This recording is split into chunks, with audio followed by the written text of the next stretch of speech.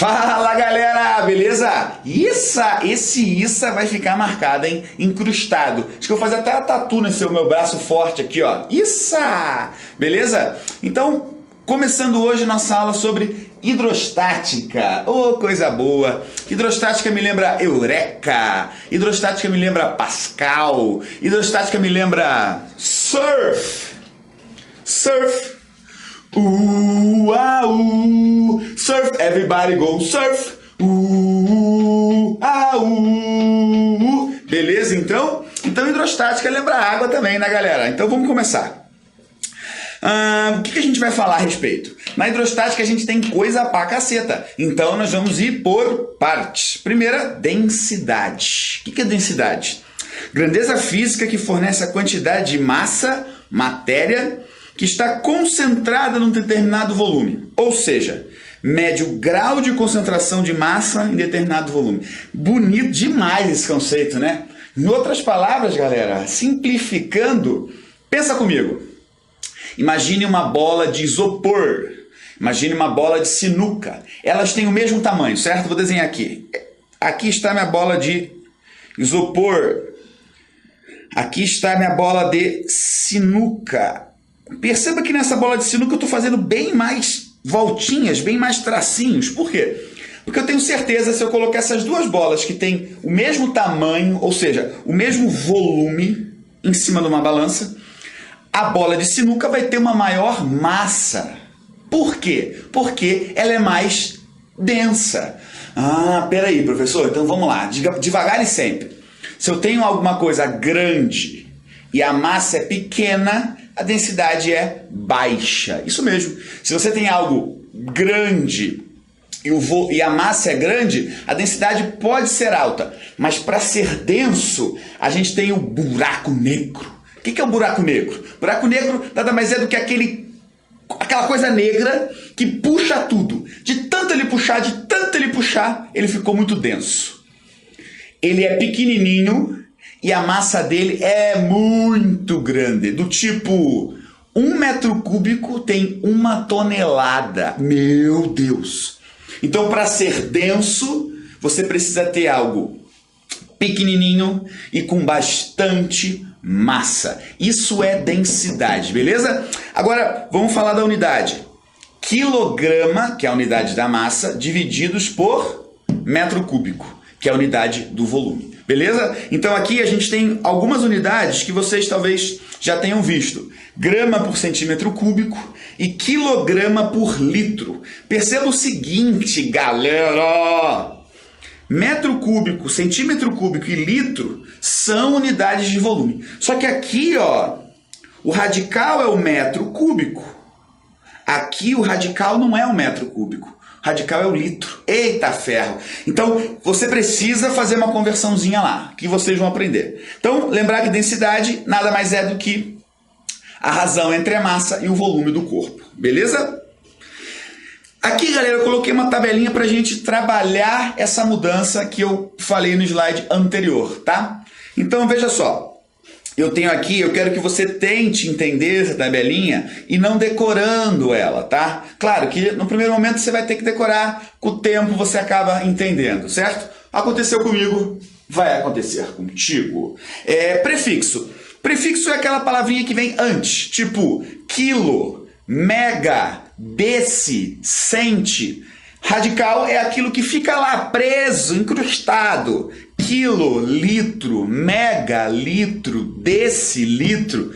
Belezinha? Então você pode mudar o seu prefixo para você fazer as transformações do seu radical, né? Então lembrando o seguinte, quando a gente trabalhar com volume, eu tenho a unidade metro cúbico. Cada casa que você vareia, nesse sentido, você faz a divisão por 1000. Se você estiver trabalhando com a superfície, o metro quadrado, cada casa que você vareia, nesse sentido, a sua variação é divisão por 100. Linear, com o mesmo raciocínio, cada casa que você vareia, vamos fazer o desenho mais ou menos assim, a divisão é por 10. Se for o outro sentido, 1000, 100 e 10. Multiplicando ao invés de dividir. Tá legal? Então vamos fazer uns exemplozinhos ali. Veja só. 0,5 milímetros quadrados. Então, eu tenho aqui o milímetro quadrado. Eu quero passar de milímetro quadrado para metro quadrado. Ó, eu vou pular uma, vou pular duas, vou pular três. Então, aqui divide por 100, aqui divide por 100, aqui divide por 100. Dividir por 100, galera, eu posso escrever em notação científica 10 elevado a menos 2.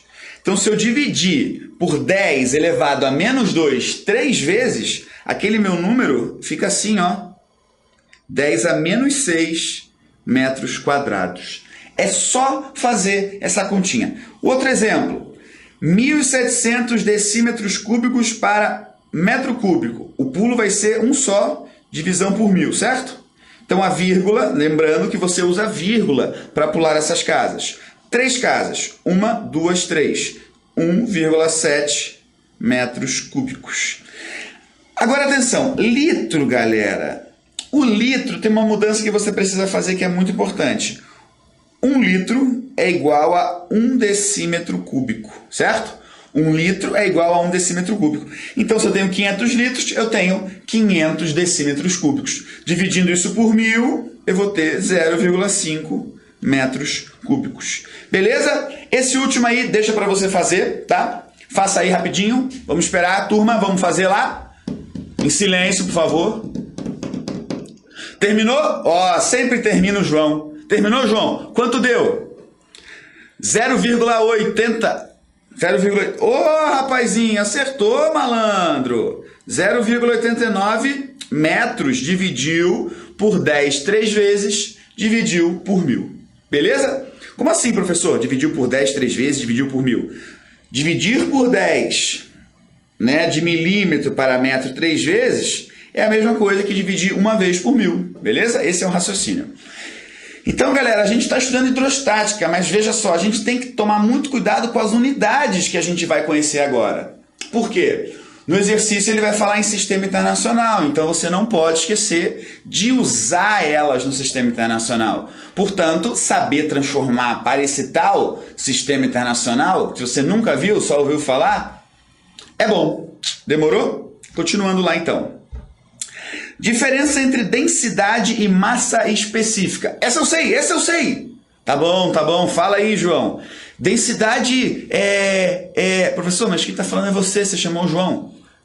É verdade. Então, João, fica quieto aí, deixa que eu respondo. Massa específica, substância homogênea. Todos os pontos dessas substâncias apresentam a mesma propriedade, certo? E maciça. Então, isso é importante. Massa específica é de um corpo maciço, homogêneo.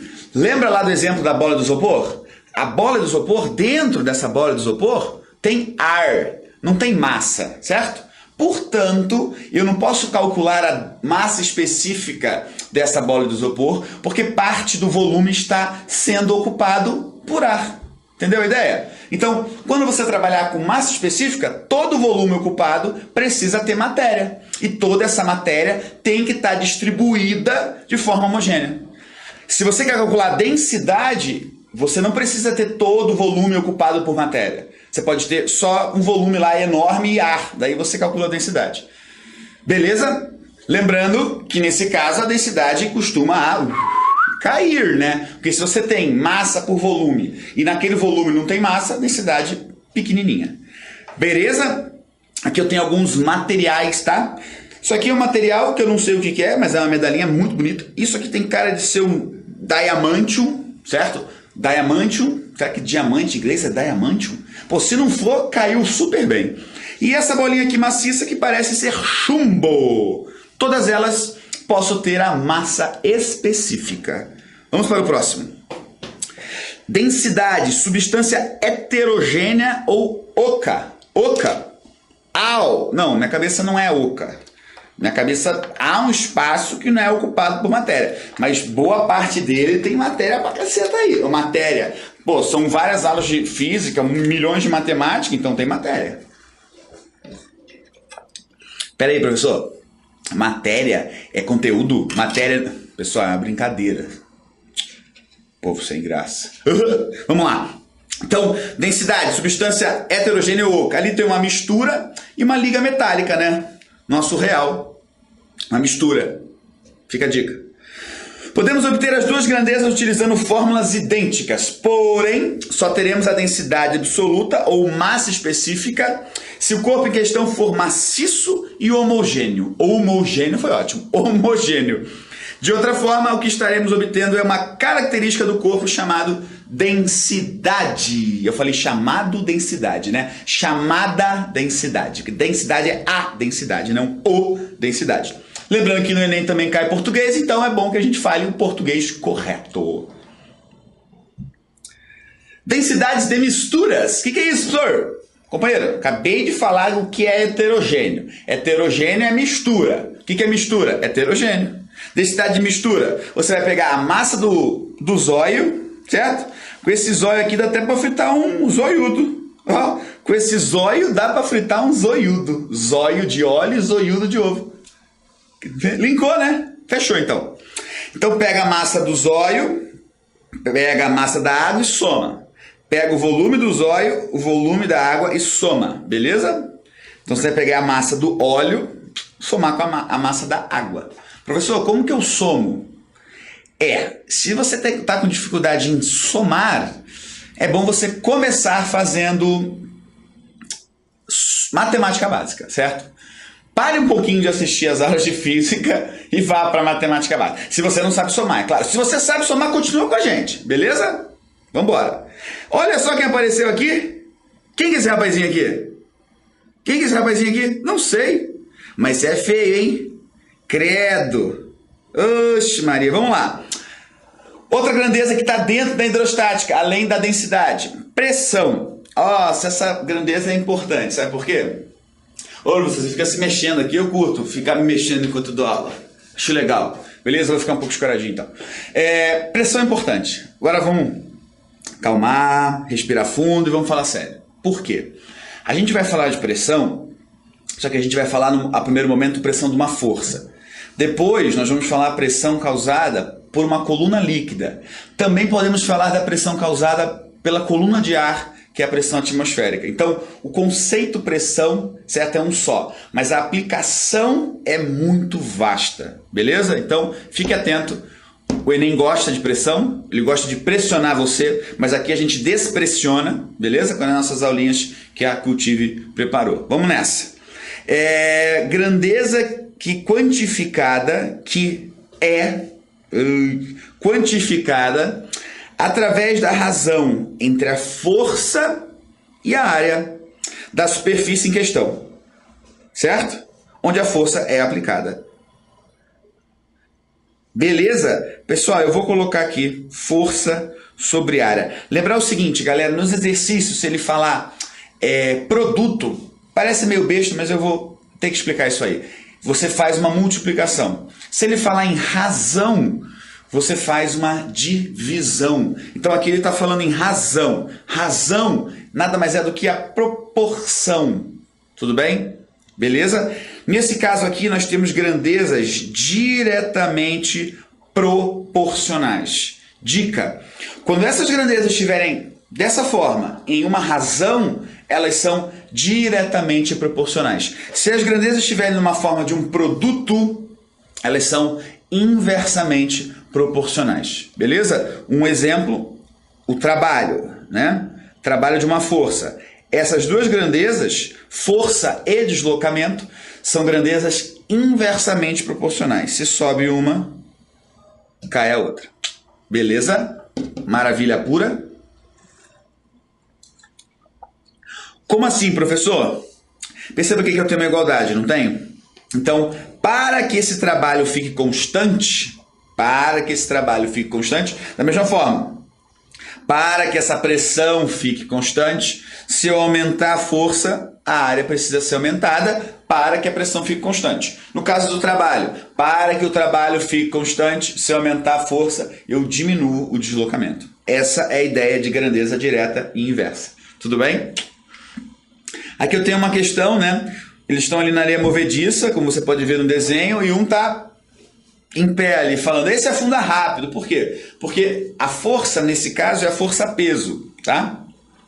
A força, no caso do rapaz que está deitado, também é a força-peso. Só que o rapaz que está deitado está exercendo uma força igual, mas uma área maior, certo? E aqui a área é menor. Então, se a força é grande e a área é grande, o que acontece? O que acontece? A pressão não é tão grande. Agora, se a força é grande e a área é pequenininha, a pressão é grande. Um exemplo clássico, você tem aqui a sua caneta, tem uma parte que a área é maior e uma parte que a área é menor. Se você fizer a mesma força com os dois lados, você vai perceber que aonde a pontinha é menor, vai doer mais, porque houve uma maior pressão. Beleza? Simples assim. Tá ali nossa equação, vamos voltar só para mostrar a equação.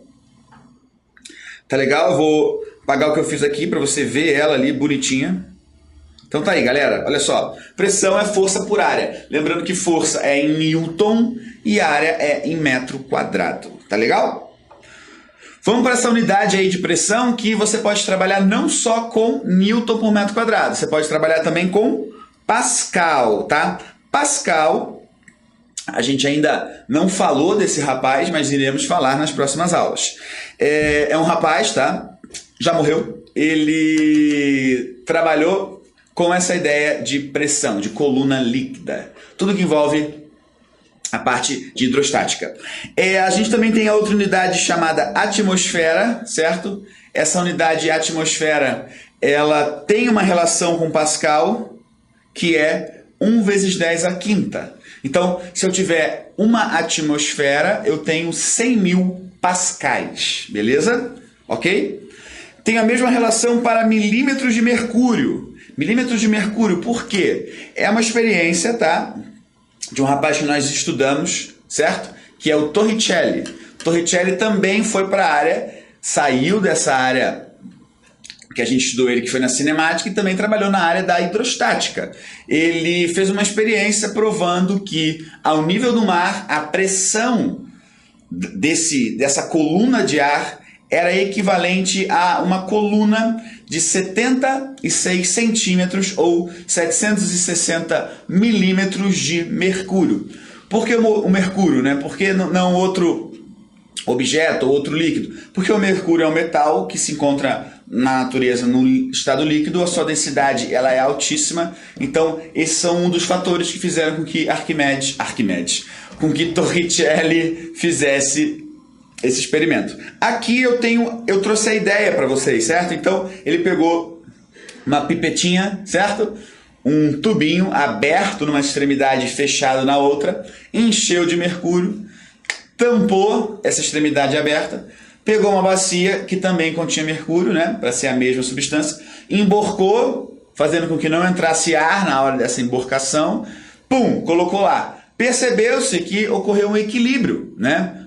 Mas esse equilíbrio não se dava com a coluna completamente cheia, se dava com uma coluna de 760 milímetros, que dá exatamente 0,76 metros, quase que 1 metro. Isso aqui talvez. Beleza?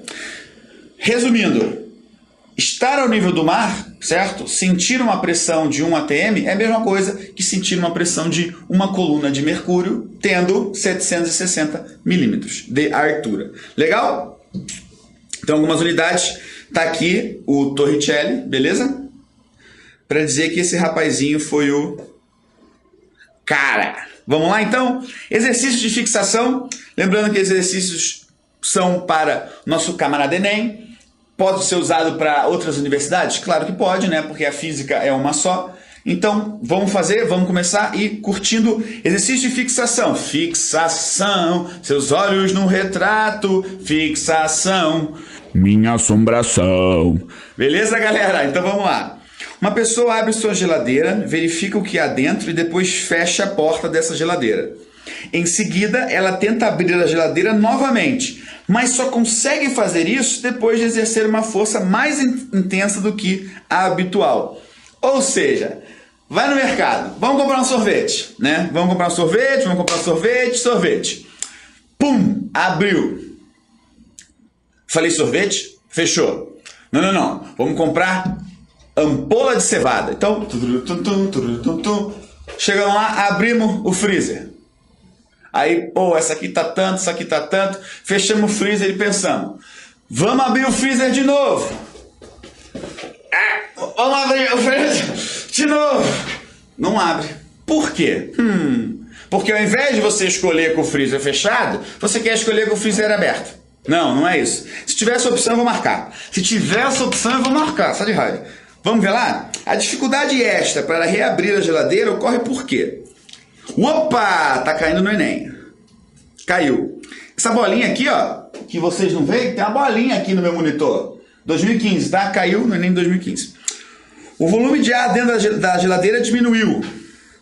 O volume de ar diminuiu? O que tem a ver o volume, né? Não faz sentido. O motor da geladeira está funcionando com potência massa. Motor potência. Passou potência já, né? Vamos embora. A força exercida pelo ímã fixado na porta da geladeira aumenta. O ímã é eletromagnetismo, né? Magnetismo, não tem nada a ver. Vai aumentar por quê? Pressão no interior da geladeira está abaixo da pressão externa. Faz sentido. Temperatura no interior da geladeira é inferior... Pessoal, olha só, galera. Pensa comigo. Quando você abre a geladeira... Você não viu, mas eu vou dizer, ocorre um fenômeno, certo? Qual é o fenômeno? Que a gente vai ver quando a gente trabalhar com mudança gasosa. Adiabática, isobárica, isocórica, certo? E nesse caso ocorre uma expansão, uma variação de pressão, onde a transformação é isocórica, a volume constante. Pela equação geral dos gases, certo? Se aumenta a pressão, a volume constante, o que acontece? Alguma coisa acontece com a temperatura. Só que nós estamos analisando a pressão. Pensa comigo. Abriu a geladeira, fechou a geladeira. Por que não abre? Se a pressão externa é maior que a pressão interna, ela pressiona para não abrir. Tudo bem? Então, perceba, esse exercício aqui é uma análise bem simples de... Ao abrir a geladeira, o que acontece? Entra ar lá dentro. E esse ar, ele ocorre uma transformação isocórica. Você não conhece essa tal transformação isocórica, tá? Mas tudo bem, acredita em mim, beleza? E fazendo com que a pressão lá dentro diminua. Beleza? Diminuindo a pressão interna, a pressão externa se mantém a mesma, fica maior, não abre. Fechou? Exercício para você pensar. Não tem como errar esse exercício. Porque todas as outras não fazem sentido, galera, né? Então, ó... Poxa vida, pressão no interior está abaixo da pressão externa. Vamos lá? Próximo. Uma esfera oca, então se eu falei em oca, eu estou falando em densidade, não em massa específica, de alumínio tem massa 50 gramas e volume de 30 centímetros cúbicos. O volume da parte vazia é de 10 centímetros cúbicos. Pede-se a densidade da esfera. Densidade, lembrando... Massa sobre volume. Posso considerar o volume total. Qual é o volume total? 30 centímetros cúbicos. Qual é a massa? 50.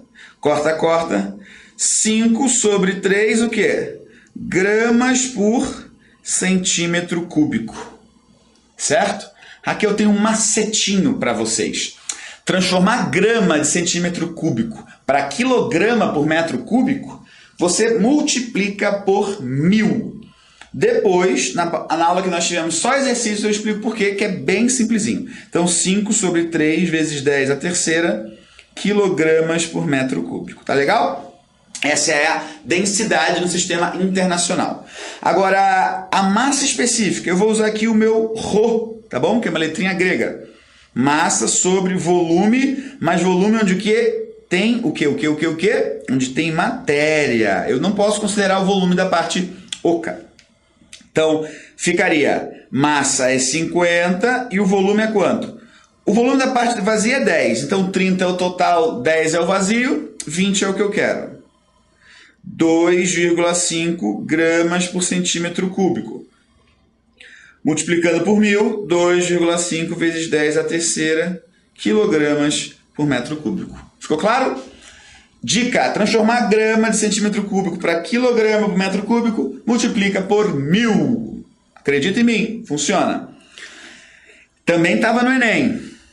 Esse exercício é bom, muito bom. Preste atenção porque você vê o que está acontecendo aqui. A gasolina é vendida por litro, mas em sua utilização como combustível, a massa é o que importa. O aumento da temperatura do ambiente leva ao aumento no volume da gasolina. Então, aumentou a temperatura, aumentou o volume. Para diminuir os efeitos práticos dessa variação, os tanques dos postos de gasolina são subterrâneos. Você não vê, né, quando você chega no posto, a gasolina lá. Se os tanques não fossem subterrâneos, vamos lá, você levaria vantagem. Primeira coisa, para ter essa ideia de vantagem, desvantagem, para você não perder nem ganhar, a gasolina deveria ser medida a partir da sua massa, porque a massa não varia com a temperatura, certo? Agora, o volume varia sim. Então, num dia quente, a gasolina expande, depois ela resfria e volta ao seu estado normal. Então, num dia quente, você levaria desvantagem. Num dia frio, você levaria vantagem, porque no dia frio estaria encolhida essa gasolina, depois ela voltaria ao seu estado normal e aumentaria o seu volume, certo? Levaria mais por menos. Essa é a ideia, tá? Você levaria vantagem ao abastecer o carro na hora mais quente do dia? Não. Abastecendo com temperatura mais baixa, você estaria comprando mais massa de combustível para cada litro? Você estaria comprando sim, certo?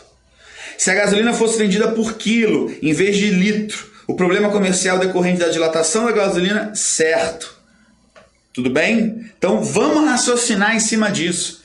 Porque é um tipo de exercício que não exige conta, galera. Existe apenas o raciocínio, o conhecimento de hidrostática. Quais são as corretas? Nós já encontramos lá a 2 e a 3, certo? Num dia frio você levaria vantagem e para acabar com essa blá blá blá de vantagem e desvantagem, deveria ser vendido por massa, né? Business is business, my friend. Vamos para o próximo.